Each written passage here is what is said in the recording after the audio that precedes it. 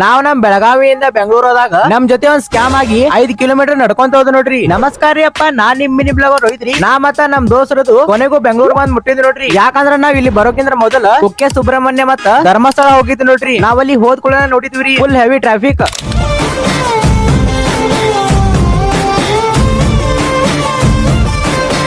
ಆಮೇಲೆ ನಾವ್ ಮಸ್ತ್ ಬಗ್ಗೆ ರೆಡಿ ಆದ ಕ್ಯಾಶ್ ಸ್ವಲ್ಪ ಹಂಗ ಎಲ್ಲಾ ಕಡೆ ಸುತ್ತಾಡ್ಕೊಂಡ್ ಬರೋಣ ಅಂತ ಹೋದು ನೋಡ್ರಿ ನಾವು.